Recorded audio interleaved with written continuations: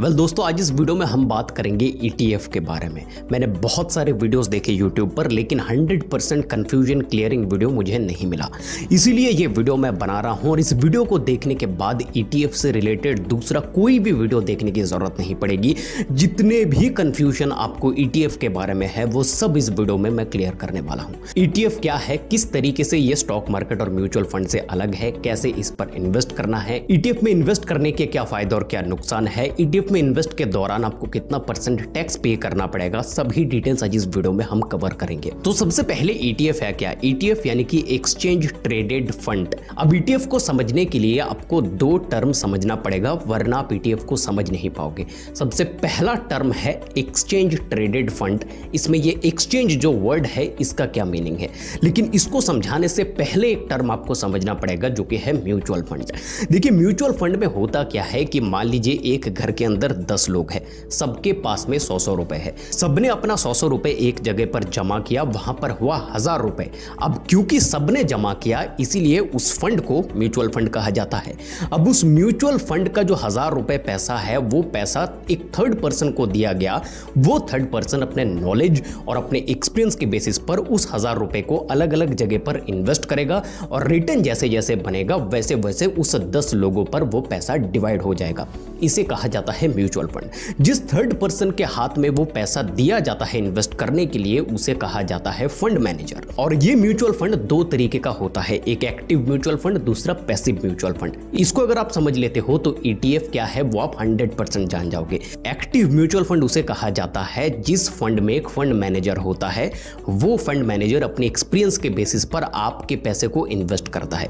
लेकिन जो passive mutual fund होता है वो इंडेक्स म्यूचुअल फंड होते हैं, जैसे कि निफ्टी 50 इंडेक्स म्यूचुअल फंड। उस इंडेक्स म्यूचुअल फंड में कोई फंड मैनेजर अपना दिमाग लगाने के लिए बैठा नहीं है। आपका निफ्टी 50 जैसे ग्रो करेगा उस तरीके से वो फंड भी ग्रो करेगा और आपका पैसा भी साथ में ग्रो करेगा, इसीलिए उसे पैसिव म्यूचुअल फंड कहा जाता है। वहां पर कोई फंड मैनेजर नहीं होता है। अब ये जो ETF है ये भी पैसिव फंड के अंडर में ही आता है। यहां पर भी कोई फंड मैनेजर नहीं होता है आपके पैसे को मैनेज करने के लिए। अब ETF एक पैसिव फंड है ये तो आपने जान लिया, लेकिन जो पहले मैंने कहा था कि एक्सचेंज ट्रेडेड फंड, तो यहां पर एक्सचेंज के भीतर ही छुपा हुआ है कि ETF एक्चुअली है क्या या फिर यहां पर किस तरीके से इन्वेस्ट होता है। देखिए, एक्सचेंज का मतलब स्टॉक मार्केट में जो एक्सचेंज वर्ड यूज होता है ये स्टॉक्स या फिर शेयर्स जो है वो अदला बदली करने को एक्सचेंज कहा जाता है। मान लीजिए आपके पास में 1000 रिलायंस के शेयर है, आपने आज जो है वो दोपहर को 1000 रिलायंस के शेयर जो है वो बेच दिया, अपना प्रॉफिट बुक कर लिए। तो वो 1000 जो आपके पास में स्टॉक्स था उस 1000 स्टॉक्स का हुआ क्या वो कंपनी में वापस चला गया? नहीं, वो 1000 स्टॉक्स किसी बायर ने खरीद लिया। तो यहां पर स्टॉक्स का जो है अदला बदली हुआ, एक्सचेंज हुआ। उस बायर ने आपको पैसा दिया जो करंट प्राइस है उसके मुताबिक, और उसने कुछ स्टॉक्स खरीदा आपसे, आप जितना बेचना चाहो। तो इसी स्टॉक्स के अदला बदली को एक्सचेंज कहा जाता है। और यहां पर एक्सचेंज ट्रेडेड फंड का मतलब यह है कि यहां पर भी स्टॉक मार्केट की तरह ही आप लाइव इन्वेस्ट कर सकते हो। मैं आपको बता देता हूं, देखिए, अगर आप म्यूचुअल फंड में इन्वेस्ट करते हो तो वहां पर एक दिन में अगर मान लेते हैं किसी एक म्यूचुअल फंड के एक यूनिट का प्राइस है 100 रुपए, तो दिन भर के बाद में आपको पता चलेगा कि वो म्यूचुअल फंड का प्राइस बढ़ा या फिर घटा या फिर क्या हुआ। लेकिन अगर आप ETF में इन्वेस्ट करते हो तो जैसे 9:15 से शुरू होता है सुबह मार्केट और 3:30 बजे तक चलता है, उसी प्रकार से वो अप डाउन चलता ही रहेगा ETF फंड में भी। अब वहां पर आपको एंट्री करना है अपनी मर्जी से, एग्जिट करना है अपनी मर्जी से। आप कहां पर इन्वेस्ट करोगे वो भी आपकी मर्जी है, किस फंड में इन्वेस्ट करोगे वो भी आपकी मर्जी है। इसीलिए यहां पर किसी भी प्रकार का कोई फंड मैनेजर नहीं रहता है। मुझे पता है यहां तक बहुत ज्यादा कंफ्यूजन क्रिएट हो चुका होगा। वीडियो जैसे जैसे आगे बढ़ेगा सभी धागे हम खोलते चले जाएंगे, क्योंकि ETF थोड़ा सा जो है वो जटिल चीज है। चलिए कंफ्यूजन का एक और धागा खोलते हैं कि जब आप ETF में इन्वेस्ट करते हो तो वो पैसा जाता कहां पर है,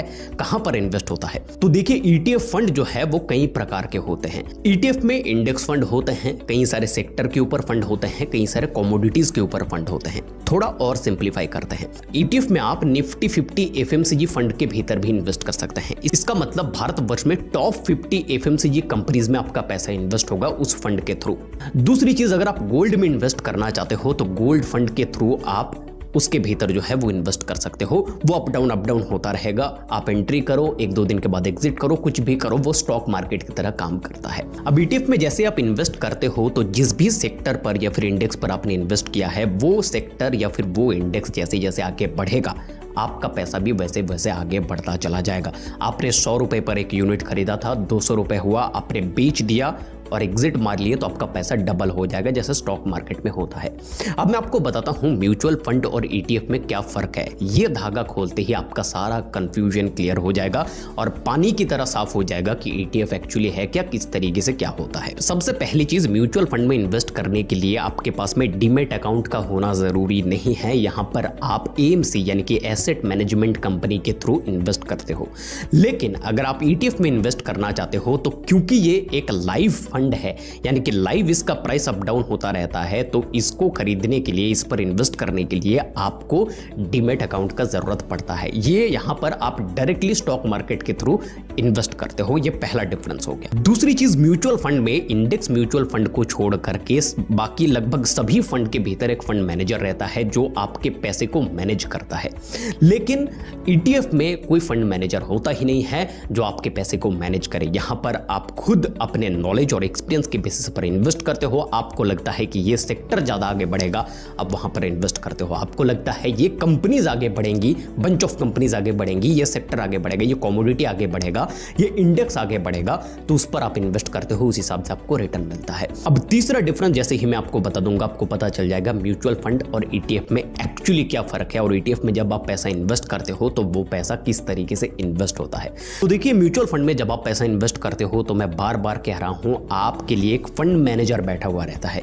वो फंड मैनेजर आपके पैसे को इन्वेस्ट करता है। अब किस तरीके से इन्वेस्ट करता है, मान लीजिए कि घर के भीतर 10 लोग हैं, सबके पास में 100-100 रुपए है, सबने मुझे पैसा दिया, मैं एक फंड मैनेजर हूं, मेरे पास में अभी 1000 रुपए है। अब स्टॉक मार्केट में बहुत सारी कंपनी लिस्टेड हैं। अब ये टोटली मेरे ऊपर है कि इस 1000 रुपए में से मैं 100 रुपए रिलायंस में लगाऊं, 500 रुपए में चाहूं तो ITC पर लगाऊं, 200 रुपए में चाहूं तो विप्रो पर लगाऊं। किस कंपनी में कितना इन्वेस्ट करना है ये टोटली मेरे ऊपर डिपेंड करता है। मेरे पास में, यानी कि फंड मैनेजर के पास में ये फ्रीडम है कि मैं फंड का पैसा किस प्रकार से, किस परसेंटेज के हिसाब से किस कंपनी पर लगाऊं। ये फ्रीडम होता है फंड मैनेजर के पास में। लेकिन ETF में जब आप पैसा इन्वेस्ट करते हो, मान लीजिए आपने निफ्टी 50 FMCG ETF फंड में इन्वेस्ट किया, तो इस फंड के भीतर 50 टॉप FMCG कंपनीज है। अब मान लीजिए उस फंड के भीतर आपने 100 रुपए इन्वेस्ट किया, तो ये आपके हाथ में नहीं है कि उस 50 कंपनीज में कौन से कंपनीज में कितना पैसा आपको डालना है। ये इक्वली भी हो सकता है। ये डिपेंड करता है फंड के परसेंटेज के ऊपर और फंड किस तरीके से रन करता है, फंड का क्या डिटेल्स है उसके ऊपर।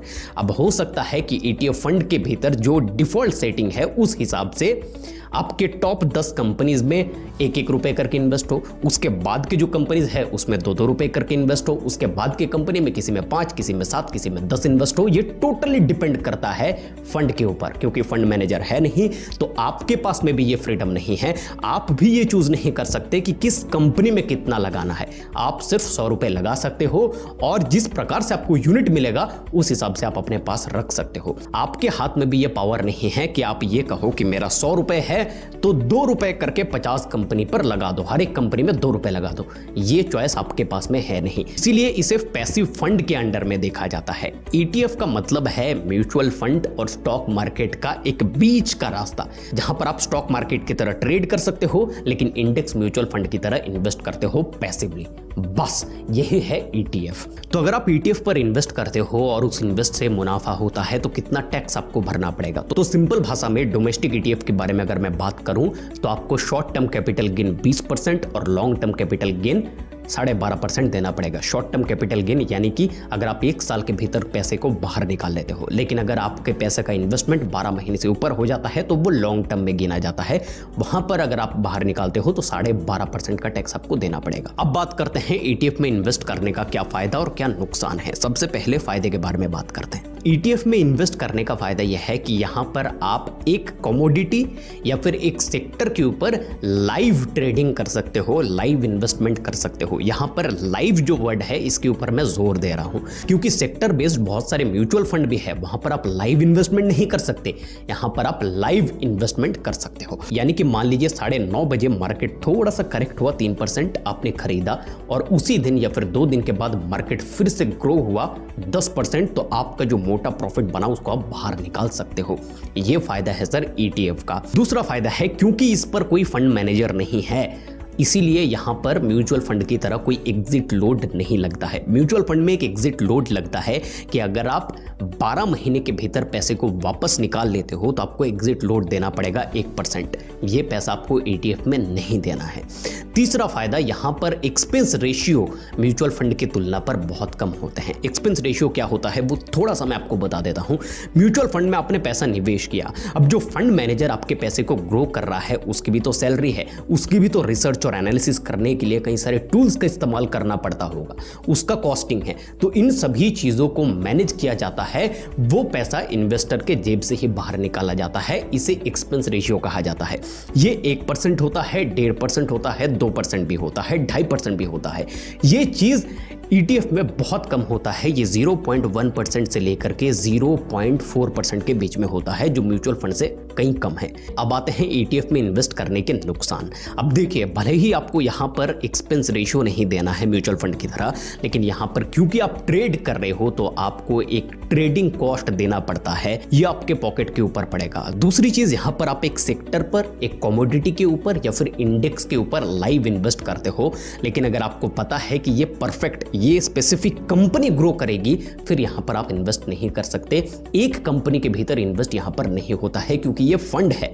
यहां पर आपको एक कमोडिटी के भीतर, पूरे कमोडिटी के भीतर इन्वेस्ट करना पड़ेगा। ETF भले ही ट्रेडिंग जैसा दिखता हो, भले ही मार्केट जैसा दिखता हो, लेकिन हाथ यहां पर काफी बंधे हुए रहते हैं। तीसरा बड़ा प्रॉब्लम, ETF में बाय और सेल करते वक्त बहुत बड़ा प्रॉब्लम आपको सामना करना पड़ सकता है। इसीलिए मैंने कहा कि ये एक्सचेंज जो मामला है ना, ये थोड़ा सा जटिल है। देखिए, मान लीजिए मेरे पास में 100 ETF का यूनिट है किसी एक फंड का, मैं आज बेचना चाहता हूं, लेकिन आज कोई बायर ही नहीं मिला मुझे, तो मैं उस चीज को सेल नहीं कर सकता। अब ये प्रॉब्लम बहुत ज्यादा है ETF में सर, क्योंकि ETF में खरीदारी भी कम है, ये पॉपुलर भी कम है, लोग इस पर इन्वेस्ट भी कम कर रहे हैं। इसका डेटा भी मेरे पास में, मैं आपको बताता हूं। देखिए, डेटा ये कहता है कि म्यूचुअल फंड में 53.4 लाख करोड़ रुपीस का इन्वेस्टमेंट आज की डेट पर है पूरे भारतवर्ष में, 53.4 लाख करोड़ रुपीस। लेकिन वहीं पर ETF में मात्र 6.6 लाख करोड़ रुपीस है। तो ETF जो है वो बहुत छोटा है म्यूचुअल फंड के कंपैरिजन में, इन्वेस्टमेंट के कंपैरिजन में। अब वही 30 सेकंड के भीतर कंक्लूजन। देखिए, अगर आप फंड में ही इन्वेस्ट करना चाहते हो, जैसे आप अपना पैसे को इन्वेस्ट किए और उसके बाद एक एक्सपीरियंस्ड फंड मैनेजर आपके पैसे को ग्रो करेगा, तब आप सिर्फ म्यूचुअल फंड को चूज कीजिए। लेकिन अगर आपके पास में नॉलेज है, एक्सपीरियंस है, तब जाकर के आप ETF में इन्वेस्ट कीजिए, क्योंकि बिना नॉलेज और बिना एक्सपीरियंस के ETF में कूदना लगभग स्टॉक मार्केट में कूदने के बराबर है। यहां पर एक सेक्टर पर आप इन्वेस्ट करोगे, हो सकता है वो सेक्टर ग्रो ना करे, आपके पास में वो लॉन्ग विजन होना चाहिए कि ये सेक्टर ग्रो करेगा, या फिर शॉर्ट टर्म विजन होना चाहिए कि ये सेक्टर कुछ दिन के भीतर ग्रो करेगा, तो मैं यहां से पैसे बाहर निकाल सकता हूं। ये जो नॉलेज है, आपको मार्केट के भीतर टाइम देना पड़ेगा, सीखना पड़ेगा, समझना पड़ेगा, तब जाकर के आप ETF में प्रॉफिट कमा सकते हो। क्लियर भाषा में मैं कह रहा हूं।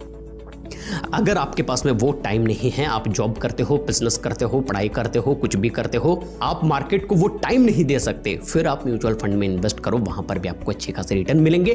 टैक्सेशन दोनों का लगभग सेम है। तो आशा करता हूं ETF के बारे में जितने भी कंफ्यूजन थे वो क्लियर हो चुके होंगे। कोई भी सवाल है नीचे पूछिए। ETF थोड़ा जटिल चीज है, मैंने कोशिश की है 100% सॉल्व करने की। कुछ छूट गया है तो नीचे कमेंट कीजिए, हम उसका जवाब जरूर देंगे। और ये चैनल नया है, इस चैनल को आपकी सपोर्ट की जरूरत है। हम बहुत मेहनत कर रहे हैं इस चैनल को ग्रो करने के लिए। चैनल को सपोर्ट कीजिए, सब्सक्राइब कीजिए, लाइक कीजिए वीडियो को और दोस्तों में शेयर कीजिए। नमस्कार।